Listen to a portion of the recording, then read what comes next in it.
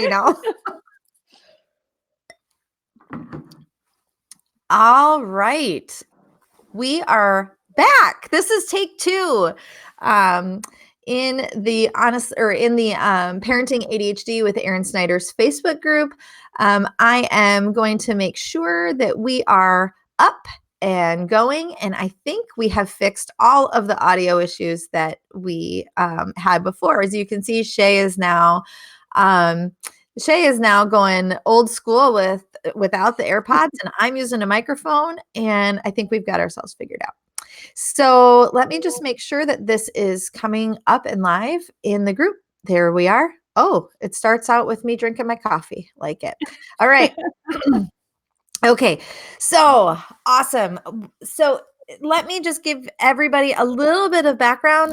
The person joining me here today, this lovely woman, is Shaye Downey. She is the founder of an organization called Elite Education Consulting. And I'm really excited because Shaye and I have been talking about the need in my group or the need in my audience for people or for someone to be able to speak to a lot of the school questions. And, I used to be a lawyer and, I'm in the ADHD world and I do this with my kids, but I am not the expert in this. My niche is in helping parents figure out how to parent differently so that they can, be super successful with their kids. But school is not my niche. And so I was really excited to find Shaye. And we are going to be coming to you live talking about school issues. So before I finish introducing Shaye, I want to let everybody know as you come on, let us know where you're coming in from. Let us know if you are catching this live or on a replay. And let us know your questions about school. We're not going to answer them all today. We're going to start with one really, simple question. And that's going to take us a long enough time to answer. And then we're going to look back at everything and say, all right, where can we go next? What's the next topic for the group? All right. With that said, let me introduce Shaye Downey. As I said, she is the founder of Elite Education Consulting. But along with that, she has been in the education world for 23 years. So she's done everything from K through 8 to college to writing curriculum. And then she's also, which I will have her explain a little bit more, an ADHD mom, meaning she has a kiddo with ADHD. So if there's anyone qualified to be talking to us about this, it is definitely Shaye. We will put Shaye's information where you can find her, how you can get a hold of her, how you can get your hands on some of her freebies in the post or in the comments, and we'll be kind of sprinkling those throughout. So if you want to get more information, you sure can. But Shaye, let me hand it over to you. Welcome. I'm so excited that you're here. Great. Thank you so much, Erin, for having me. I'm super excited to be here. I have been on the mom side of Erin's group for a little bit now, and so I see a lot of your questions come across. I'm super excited to get involved and help answer those. As she said, yes, I was a teacher for 23 years and have spent a lot of time in a lot of different situations, from ESE classrooms to gifted classrooms to just about everything you could think of, to include that I have 2 boys. I have a 19-year-old that's in college, and I have a 14-year-old that's a freshman in high school. My 14-year-old has ADHD and epilepsy. Very difficult little situation there because there are a lot of ADHD medications that he cannot take because of epilepsy. So we have to choose which one to teach, or to treat rather. And so teaching him is challenging sometimes. And we have had to be really creative with strategies with him at school. So I am really excited about sharing that information with you. I live in the state of Florida, but I do service families all over the United States, both with travel, online. So I'm here to give you lots of great information and to let you know what your rights are as a parent and what your child's rights are as a student with a disability. It's really important to know that, and I really want to be a support for you in that area. So super excited. Awesome. Thank you, Shaye. We're just so excited that you're here.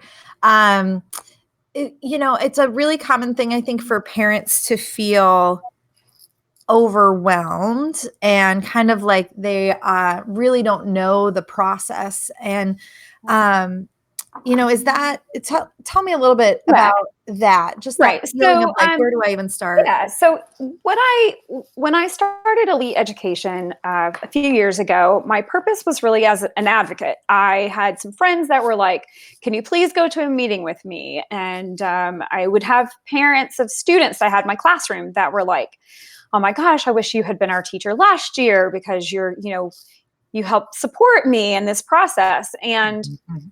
so that was the original mission of Elite Education, was to be that person that went into those meetings and just kind of held the parents' hand and walked them through and did the speaking if I needed to. But there's one of me.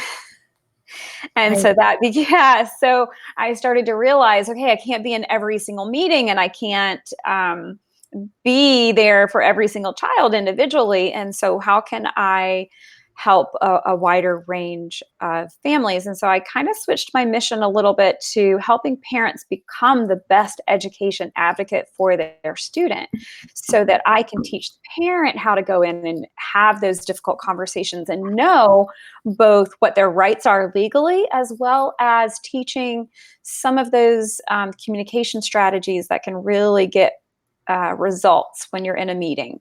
And so, yeah, I answer questions about what should I do about this and what should I do about that, and what about this strategy, what about that strategy.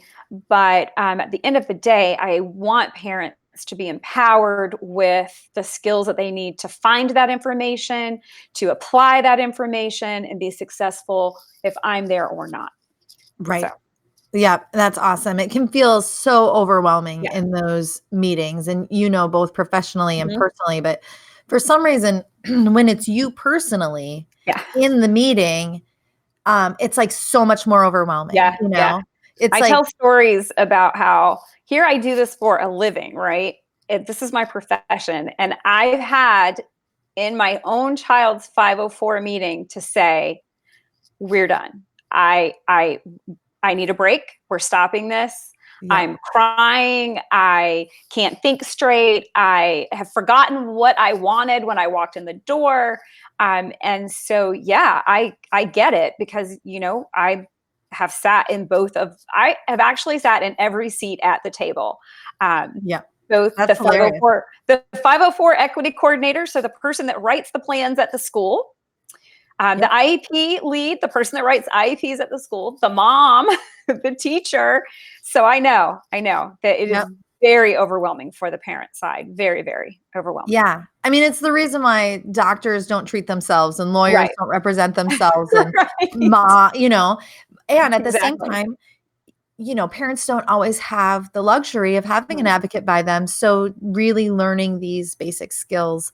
Um, and one of the things I Yeah. always say to parents, and then we can get into the topic that we're going to really dive Yeah. into today, and I'll let you kind of talk, or I'll let you talk a lot.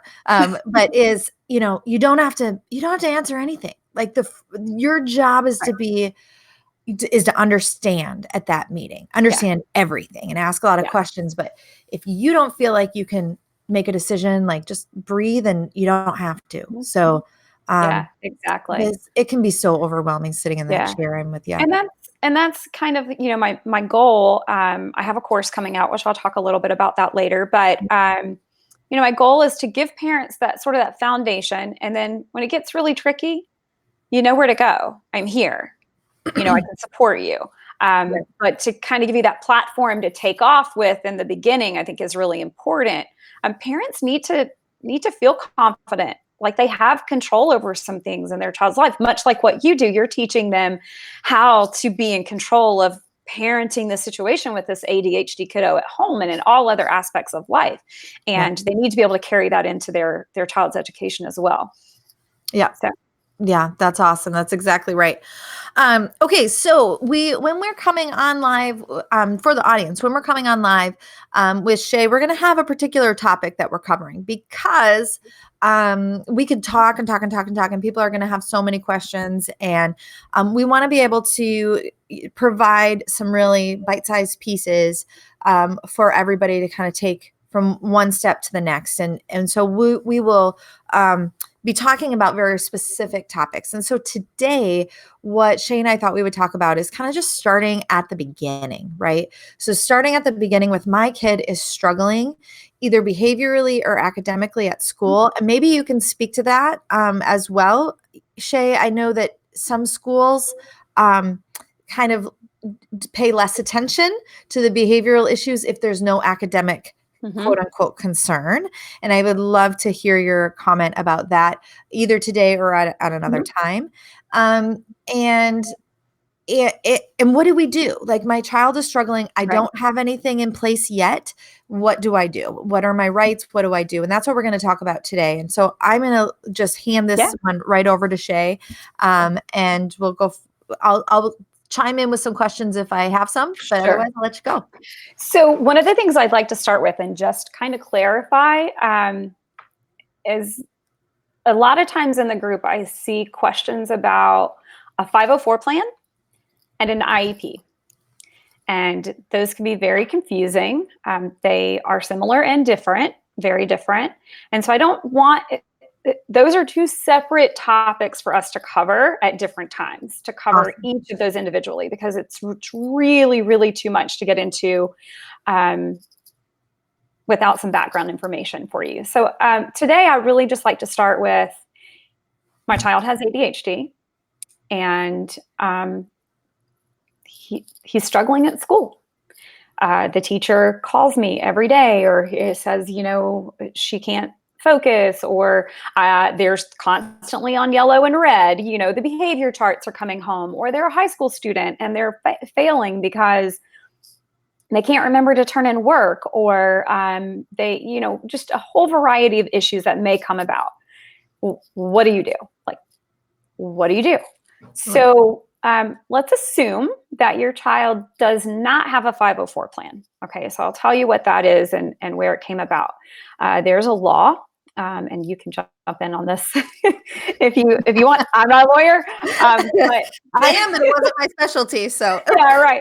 So there is a law. It's Section 504. It was the Rehabilitation Act of 1974, and it was put into place for all situations, for both students and in any other areas that for people with disabilities. So just imagine if your child was in a wheelchair, you would expect there to be a ramp for them to access school, correct? Right. It is exactly the same law that protects your child with ADHD. ADHD is a qualifying disability under Section 504. It's really important that you know that. Your child has a qualifying disability, period. That means, yes, that's what I was going to ask, Shaye, is there a period at the end of that sentence? Yes. There's not a question. It is. No, that means your child, period, okay, is entitled to accommodations, whatever accommodations they may need to access education, period. That's it. If you had a child in a wheelchair and they could sometimes get up and walk to their seat, that doesn't mean that we still don't need a ramp for the days that they can't get up and walk to their seat. And so I always like to make that analogy, because we forget how that's connected. And so how some days ADHD is really affecting your student and some days it's not. Right. And how it's really easy to see a student in a wheelchair and feel like, oh, okay, yeah, we need to have a ramp. We don't see ADHD. It's that silent disability that so many people don't think is true, or think it's just the bad kid, or all of those things that you as ADHD moms and dads understand what I'm talking about. It doesn't matter. It's not up to them. They don't get to decide or judge. It's the law, period. And so what does that mean? Okay, my child is struggling. Not academically, behaviorally. What does that mean? Oh, well, they don't really, it's just a behavior problem. Behavior will 100%, there's no question about it. It may not be happening now, but eventually will impact your child's learning, period. It impacts their education. Behavior is an important component to learning in the classroom. So therefore, if your student is struggling with behavior, there has to be a plan put into place that, and that behavior is a manifestation of their disability. That's really important to know. Is it impulsivity? Okay. Are they very impulsive and they speak out in class? Definitely a manifestation of ADHD. No question about it. So keep that in mind. Is the child's behavior a manifestation of their disability? Yes. We need an accommodation then strategy to help that student continue to access their education, feel confident, feel safe, feel comfortable to be in that learning environment. And so that's my behavior spiel. And the same goes for academically. If they're struggling academically, and in this case, we're going to assume that it's only ADHD, that there's not some other learning disability affecting them, because that's an IEP and that's a little bit different situation, which I'm happy to address, and a lot of times go hand in hand. But let's just say it's that your child takes twice as long on an assignment as another student because they have a difficult time focusing, or they need to get up and move around the classroom more often than a child without ADHD or ADD. They deserve to have that extra time. So those accommodations, and those are very minimal, basic accommodations. Shaye, I think you might have frozen. Yeah. Oh.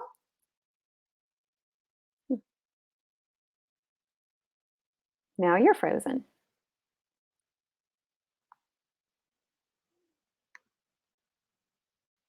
I'm looking. Oh, there you are. Okay. You're back. Okay. We're good. Yeah. I'm not sure what the last thing was that anyone heard, but no, it ended perfectly. It was like at the end of a sentence. Funny, you froze for a little bit too, so that was funny. So yeah, very basic information. Obviously, accommodations can be as creative and out of the box as we think they might need to be to help the student access their education. And I like to say it's leveling the playing field. Your child has a disability. That's, ADHD we have to accept the fact that our child has a disability. Does not mean they are not capable. It means we need to accept what their disability is, how it affects their life, how it impacts their education, and make the necessary accommodations so that they are successful. And that is their right as a student and as a person with a disability. So what do you do? Okay, what do I do now? My child is struggling. If you go to my website and you get my freebie, there is something in there called ADHD and the 504 plan formula. And I've written out step by step in a little ebook report for you exactly what to do, to email or write a letter. There's a sample letter in there of exactly who to contact, what to say in your letter, how long you have before they should respond to you in that letter, and write down to some sample 504 plans that are written, as well as sample accommodations that are pretty common that you can ask for to start with. So the first thing you have to do is contact your school, let them know. There's always a person on staff that is called a 504 coordinator, equity coordinator, someone, they have some special name, but they're in charge of 504 plans, and you are within your right to ask who that person is. You send a letter, you send it to the principal, the guidance counselor, the teacher, and you say, my child has ADHD, and I would like to discuss putting a 504 plan into place. And that's all you have to say. You do not have to say they're struggling behaviorally, they're struggling academically. You don't have to give any details on that in the letter. Just, my child has a disability, I want to discuss a 504 plan. Okay. And that's it. And within every state's a little bit different on the law of how long the school has to respond to you. And 504s are not quite as specific as the other law, IDEA, that has very detailed time frame. 504 is kind of left to reasonable, what's reasonable. I feel when I work with my clients, I request a meeting within 10 days, 10 business days. I feel that that is reasonable enough. And if I don't start getting some action and response within the first couple of days of my letter or my client's letter, I typically start pushing follow up. Time is of the essence. My student is struggling. The sooner we can get accommodations, the better, because you can file complaints and there are consequences to schools not following up with kids that have disabilities. So, and usually you don't have much problem. Occasionally there's pushback. But if you go in with the right format, here's my letter, I know what I'm talking about. You're kind, but assertive. There's not that I want to meet right now. This is happening. Be mindful of your communication strategies. You'll get a response, and so that's where you start. Awesome.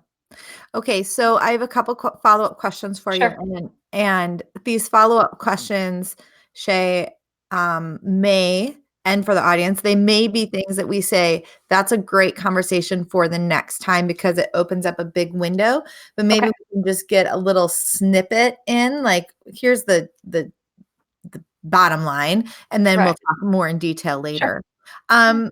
So one question that is being asked by Carrie, and I think it's a question that a lot of people have on their mind is okay, so a person who has ADHD qualifies as having a disability. But if they're doing fabulously, right? They have ADHD, but they've got great grades and great behavior and they're not struggling, then there's no need for a 504 plan, right? That is correct. Yeah. Okay. So what Carrie's asking is, what if my kid is doing okay, but I know based on their IQ, based on their potential that if their ADHD weren't a factor, they could be doing so much better. They're like kind of skating by, but I know that they could be excelling if they had a few accommodations to help them out. I'm assuming that's a big conversation for another day, but what's Yeah, your it's something I can answer. I can give you kind of a general comment on that. So it's sort of the same thing. Like, let's go back to the wheelchair example, right? Mhm. Well, they can go to Disney World.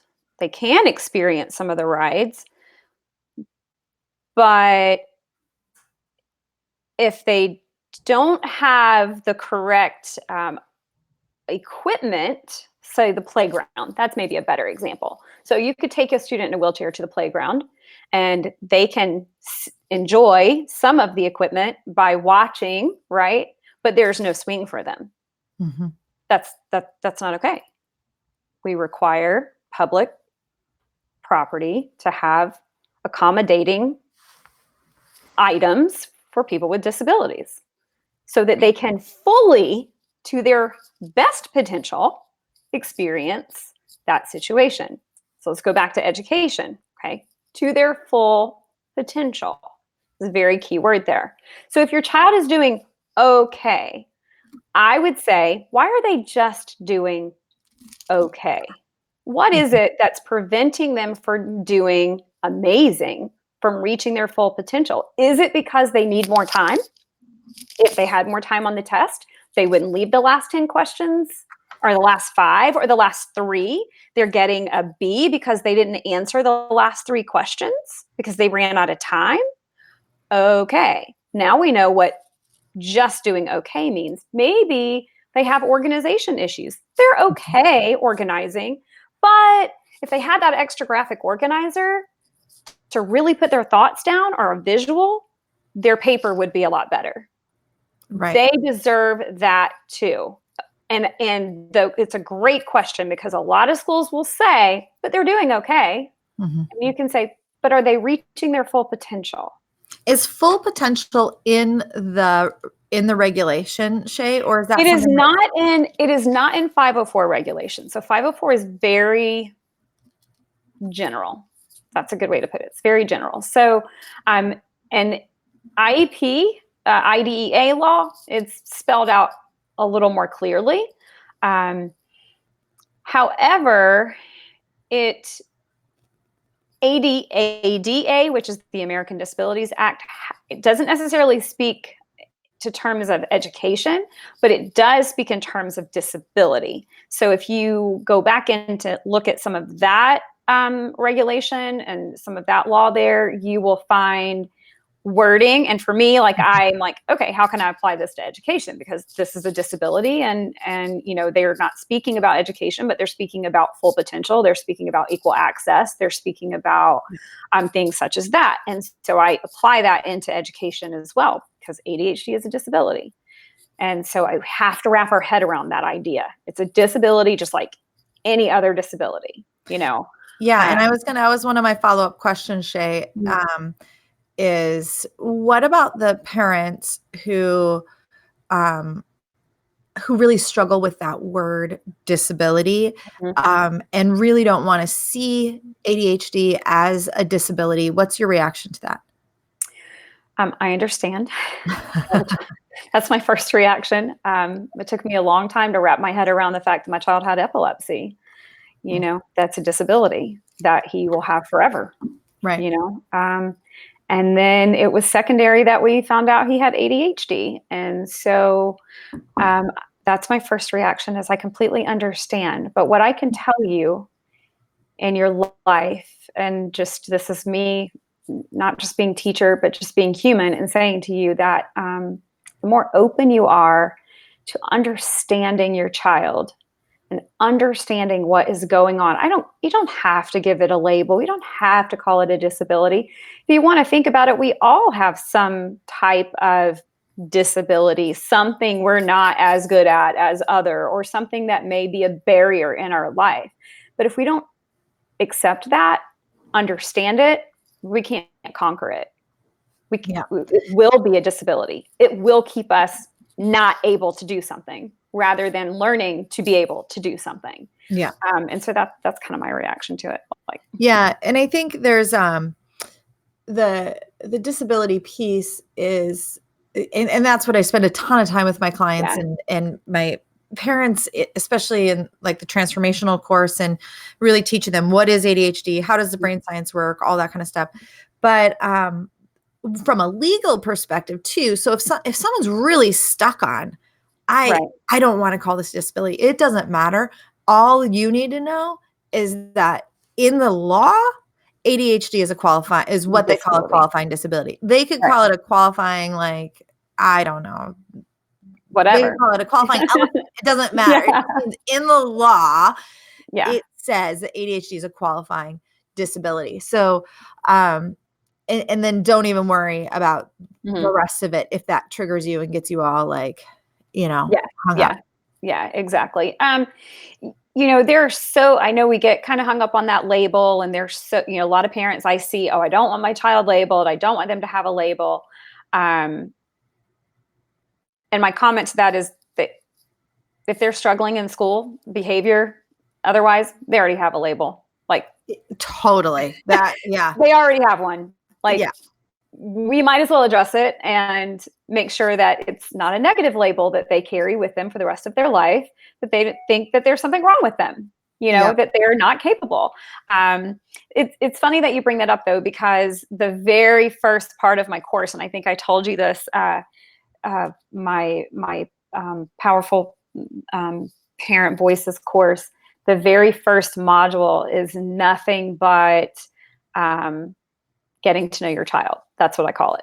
Get to know your child. And there are activities and journaling and all kinds of things that I have parents do to really get to know their child, kind of like you do. Let's get to know ADHD and how it affects your child. I get them to go, okay, what makes them tick? What is their struggle in terms of regular things in life, but then how does that really affect them in school? And truly gaining that understanding. Yep. I think that's great. Very important. Yeah. You certainly can't advocate for your child and what they need if you don't know. Absolutely. I absolutely agree. Like, if you're going to be their advocate, you have to really understand what's going on with ADHD. Okay. So let's say, I know we don't want to get into IEPs Mhm. specifically, but we talked about 504s. Can you just give us a short version Mhm. of when would that be not enough? Or do you always start with just that letter and the 504 piece? Or are there times when you're asking for something more than a 504? Yeah. So let's talk about the difference because that helps a lot. And there's a million things on the web where you can read and learn about the difference in the two, but I'll try to make it as simple as possible. Um, a 504 is a ramp for the child in the wheelchair. Okay. An Mhm. IEP is special instruction to teach that child in the wheelchair how to navigate that ramp. Okay. Okay. Okay. So let's think about that in terms of academics. So a 504 will get your child extra time, um, a copy of notes, all things that we call accommodations. They are not special instruction. Okay. It's very important to know that. It's not instructional pieces in a 504. It's just an accommodation. It's just a a tool to help them, much like you may use in parenting at home, giving a heads up. Here's a big one for kids with ADHD. I think is giving a heads up on transition. Mhm. Okay, we're going to leave. We're going to be leaving in 5 minutes. Okay, we're going to leave the park in 3 minutes. Okay, get ready. Say your goodbyes. Mhm. That is an accommodation that can also be given in the classroom. But you're not doing any special instruction outside of the regular curriculum. An IEP is an individualized education plan that is meant to give specialized instruction, whether it be academically or behaviorally or emotionally. There are lots of categories for an IEP, 13 Mhm. to be specific. Um, and it is a plan written with goals and strategies and specialized services and instruction to get your child from point A to point B, from point B to point C, um, in their education. So, when would you need one over the other? That's always a big, kind of a big question. Um, it depends on what's going on with your child. And that's very, very individualized Hence the discussion. word individualized Yeah, education plan. yeah, and I will tell you, a 504 can be done. I've been the 504 coordinator at schools and have written 504 plans. Have gotten a letter on Monday, and the child's had an effective 504 plan by Wednesday. Like, there's no reason it should take any amount of time. There's no evaluation process that goes on. Um, there's just a documentation from a physician that your child has a disability. Some states don't even require that anymore. They don't even require a physician statement. They just can document a need. And documenting a need means one teacher can say, this child does well with frequent breaks. Okay, there's a need. They need frequent breaks. We need to have that on a 504. And so IEP, different. Lots of psychoeducational evaluation goes on, depending on where we feel the parent, the teachers, the team. There's a team of people that Mhm. kind of decide what is going on with this child. Where is this child struggling? What areas need to be evaluated? Is it just behavior? Is it behavior causing academic issues? Is it academic issues causing behavior issues? Because one could cause the other and the other could cause the other. So we don't know. We have to Absolutely. figure out Absolutely. which is which. Yeah, which is which. Or do they go hand in hand? Is there Mhm. both a behavioral disability as well as an academic disability? So very much more detailed. Where would I start if my child was struggling and they had ADHD? 504. Okay. And why I'd do you start say there. that? I say that because it's fast. I Okay. say that because getting any type of accommodation, getting any kind of extra support in place as quickly as possible is your best route. That does not mean, please understand, this comes up so much. People are like, well, I don't want to take the 504 because then I'm not going to get the IEP. Right. No, no, no. They're two different laws. One does not affect the other. And then there's a big question, well, if I have an IEP, do I give up my 504? Yes and no. 504 is not needed once you have an IEP, because all of those accommodations that are in that 504, just imagine like you take that 504 and you plug it into that IEP. Yeah. It's just paperwork. That's it. All of those still accommodations go into that IEP. So, so yeah, I say for parents with ADHD to start for sure with a 504, just because I know it's quick and I know that there are going to be strategies that are going to make a difference very, very quickly. My That's number so one tip. interesting, Shay. So I'm so Yeah. glad. I mean, I've been writing down this whole Okay. time because I love Yeah. it. But Yeah. that is something that I definitely hear all the time Yeah. is which one do I want? The 504 and the IEP or the IEP. And of course, as a lawyer, I'm like, I want that IEP because it Right. has more Right. teeth to it. Yeah. But And but that is a wonderful yeah. little nugget that I just And took away. I think that it's important to I want to caution everyone with some to be mindful of some wording here, because a lot of Mhm. times it's in the wording. And um, you don't want anything. Your child Is entitled. needs, your child needs these things to be successful. Your child is entitled to these things. It's really important that you always refer back to the child needs. What are the child's needs? What are the child's needs? What are the child's needs? Very important. And one other thing, one of my number one tips.